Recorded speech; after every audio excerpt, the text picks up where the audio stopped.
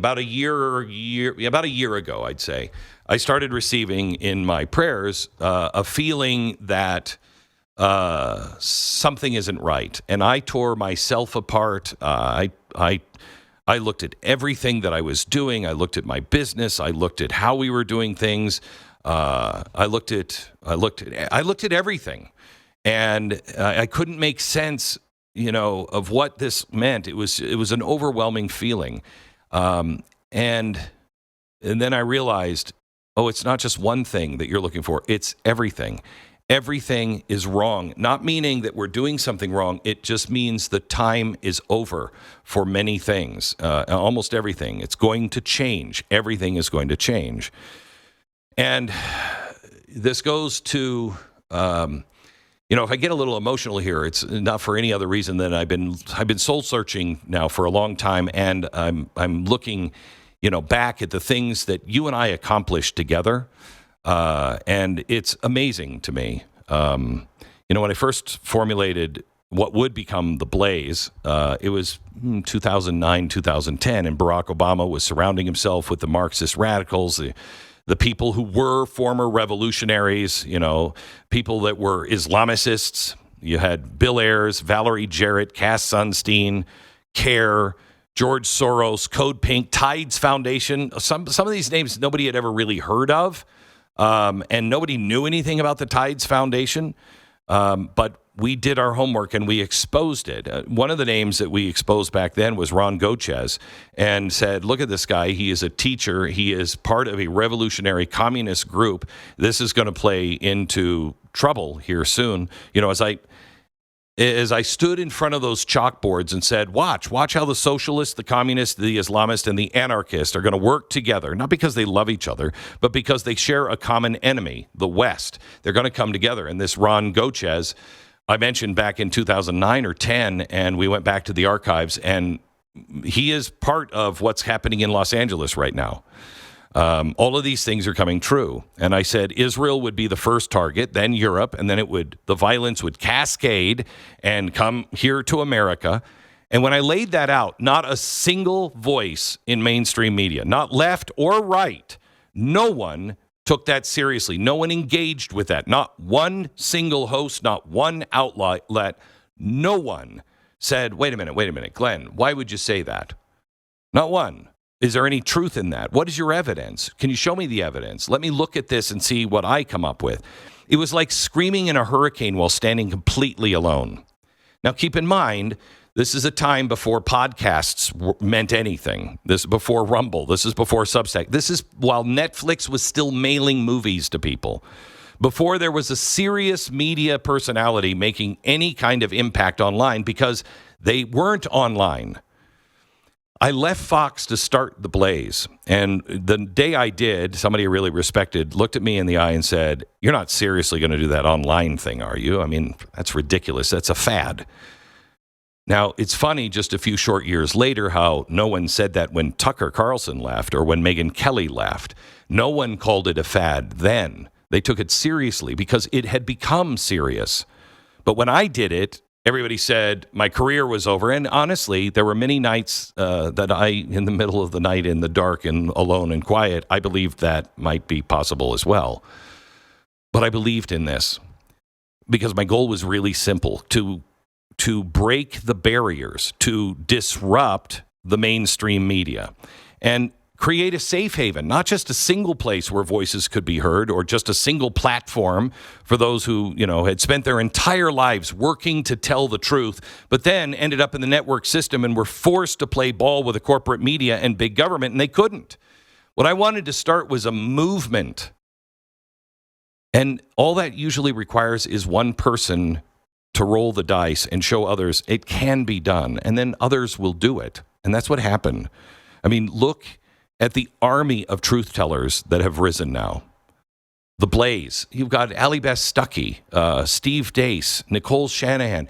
Our Department of Defense, Pete Hegseth, he started at the Blaze?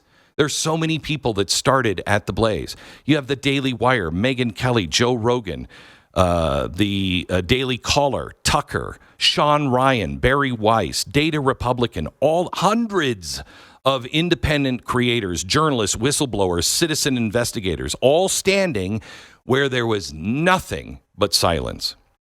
Remember, the last election was not won by corporate debates, but by that fad called the internet and podcasts. And to every single person, I meet them every day. People say, I was one of the first subscribers of The Blaze. For every person who helped build this thing, thank you. From the bottom of my heart, thank you. And let me just say to you, mission accomplished. I used to say, this is the network that you are building. Let me just proudly say this to you today. Look at what you have built. Now, I want to make this really clear. This is not an ending of anything. I am not done. There's all kinds of speculation, with friends and people I work with, et cetera, et cetera. It's not an ending. It's not even close. And it's not an ending for me. It's not an ending for The Blaze. I know some of their plans. I know what they're working on. And The Blaze is going to continue to grow and expand just as I will. This is an expansion of the mission, our missions. Just today, I'm announcing a new chapter for me. And it's not a departure from the mission at The Blaze, but an expansion of it, because while we have cracked the back, I think, of the corporate media, there's another system that is just as broken, just as corrupted, just as dangerous, and that is education. And it is my mission now, I believe, in the next chapter of my life, to do for American education what we did to legacy media. And what I am building is not a new news network. It's not Blaze 2.0. The Blaze is the Blaze. The Glenn Beck radio program will still continue stronger than ever. All of this stuff remains the same. The Blaze will remain fearless and unshakable. But what I'm building is something new, an expansion. It is a mission designed to spark a renaissance in how we teach and understand American history and civics and faith and service. And let me tell you, to everything there is a season, and we are ready. Since 2008, I have been quietly collecting rare documents and artifacts that tell the true story of America, the good, the bad, and the ugly. Because we have to have a place where we can find honest history, unfiltered, raw, based on their own words. And in partnership with David Barton and Wall Builders, we now hold the largest private collection of early American founding documents in the world. From the Pilgrims to about 1830, there's nobody bigger. I should say, Library of Congress and the National Archives hold more. But as private, we're the biggest. And for the last 3 years, we have been busy digitizing all of it, preserving it, and building systems and tools where you can access it directly. No gatekeepers, no ivory tower historians, rewriting our past, just you, the truth, and history that speaks for itself. Largely, this has been a private collection and not open to the public. That is going to change very soon. And part of that, along with other things that I am building, I have hired a team that is working literally day and night. One team on this side of the planet, another team on the other side of the planet. So we don't stop working. It just goes from one hand to the other hand. So we're working 24/7 because there's not a lot of time. And nobody's sleeping now. And we're all working towards one goal, putting this collection and so much more into your hands. What I'm going to unveil here in the next few months, I hope will blow your mind. And yet, what I will show you in the next few months is it's like a lottery ticket, just scratching off just a little bit of the surface to reveal, what's there. And it's deep. But that is my next battle. And I'd like you to enlist you in helping. Something big is coming on both sides. But I don't want to be a revolutionary. I don't want to be battling on the streets. We need to win hearts and minds, because what's coming is historic.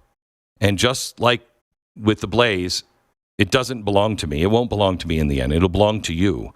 And this is, I hope, a movement to rekindle curiosity, restore critical thinking, reignite belief in something higher than the chaos in our streets. You know, as I'm wearing my No Kings But Christ t-shirt that has been a personal thing of mine for years and years, but I just decided to release them. And I'm releasing them this week because they're having a No Kings event as they're protesting the president on Saturday. Well, no kings. Well, then who is your ruler? This is an old logo, really, from the founding of our country. It's the skull and crossbones with floating above the head is a crown. And it always meant no kings but Christ. That's what the founders were all about. No king but Christ. I answer to Christ. If they're just doing a no kings thing, who do you answer to? If you want to be a part of this movement from day one and be the first to know all of the information, I would urge you to go to glennbeck.com. If you haven't signed up for my free email newsletter, please sign up because I'm going to need you to help me build something new. Not a network. I don't even know. This is the blank that you are building. I don't know what it actually would be categorized as because it's something entirely new. But I hope, just like we can now with the Blaze, stand back and admire and say, my gosh, what a difference our work has made. Because if Los Angeles is teaching us anything at all, it's that the world that I have been fearing and pointing out was coming is here. And if history teaches us anything, it's that ordinary people led by truth can and will change everything. Will you join me again on this venture? More information to follow. Sign up now at glennbeck.com.